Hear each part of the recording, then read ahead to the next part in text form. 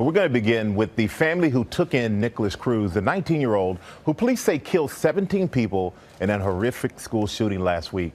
Cruz had been living with the Sneeds since Thanksgiving after his adoptive mother, Linda, died of pneumonia. The Sneeds' son was Cruz's friend. James, Kimberly, and their lawyer, Jim Lewis, are here with us now. I want to thank you guys for joining us. Thank you. And James and Kimberly, I can't begin to imagine what it's like for your family. So how are you guys holding up?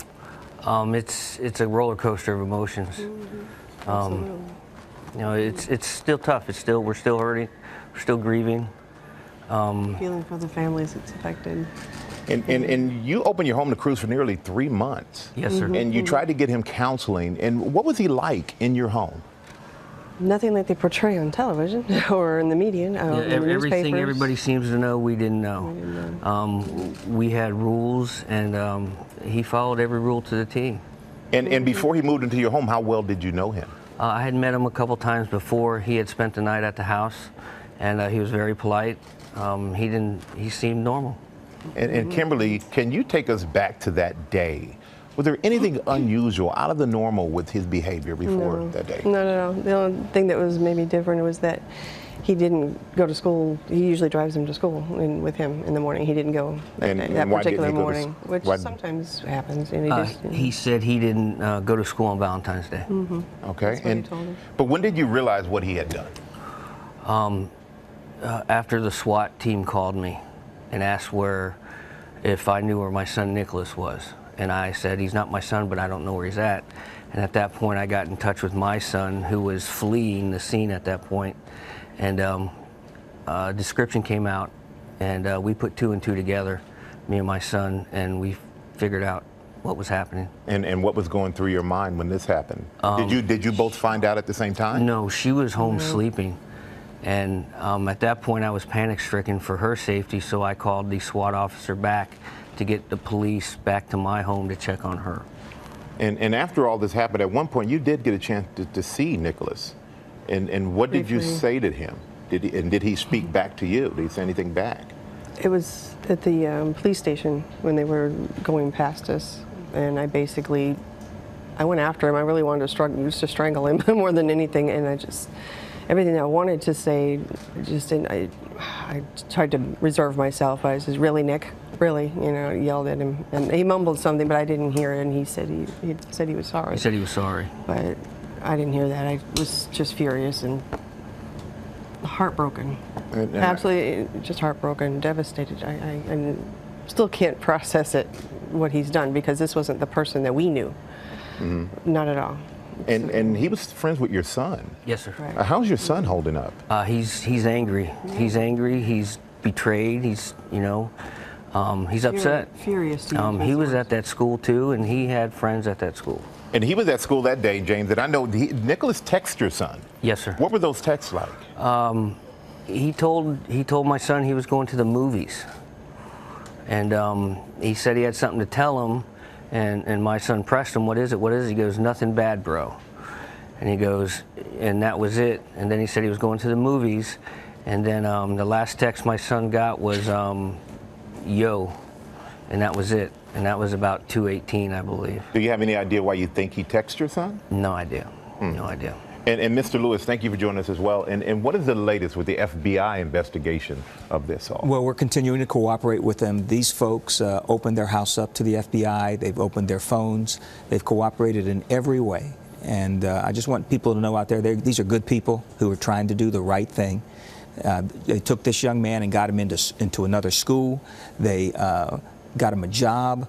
They brought him into their home and tried to show him love. The young man, even Nick, indicated that he was very happy in this home. And now, like they say, no good deed goes unpunished. But are you worried about any legal repercussions with the family? These folks aren't worried. They're here to tell what happened. If they get sued, if somebody tries to find fault with them.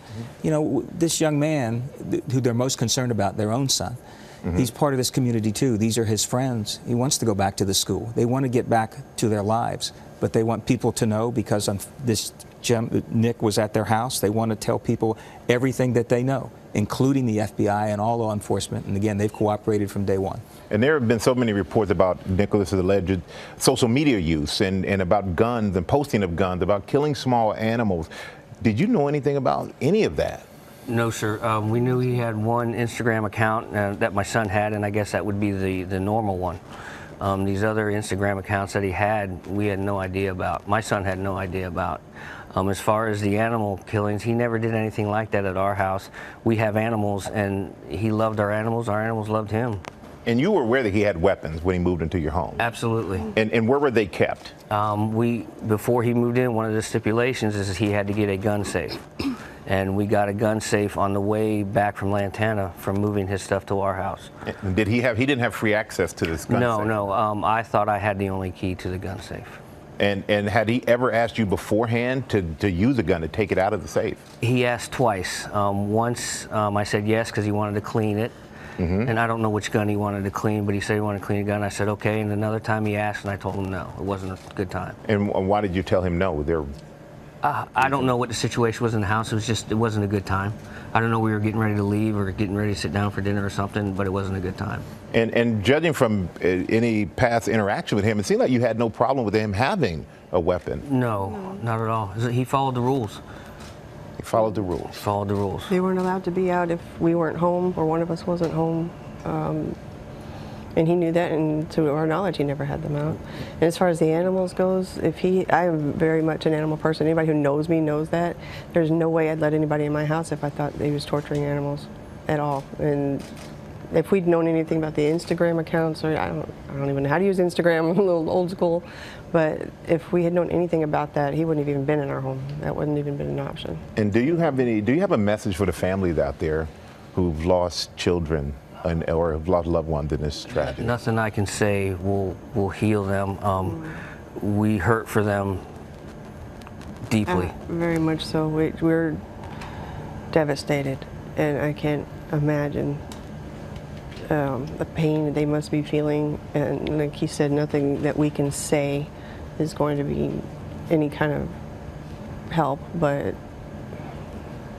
we're very sorry that, they had this experience, and it never should have happened. Yeah. And again, if we had known any of the things that we're hearing, we're learning a lot about all of this just the same as everybody else, and we feel betrayed as well, and just shocked. It's crushed everybody's world in our community. Yeah, I'm sure it's very overwhelming for you. And do you plan on seeing Nicholas throughout all this? Not at this time. No. All right, thank you guys so much, Jane and Kimberly. Thank you so much for joining me. Thank you. Mr. Lewis, thank you. Thank you for as having well. us very much. Thank you, sir. And we'll be right back. Hi everyone, George Stephanopoulos here. Thanks for checking out the ABC News YouTube channel. If you'd like to get more videos, show highlights, and watch live event coverage, click on the right over here to subscribe to our channel, and don't forget to download the ABC News app for breaking news alerts. Thanks for watching.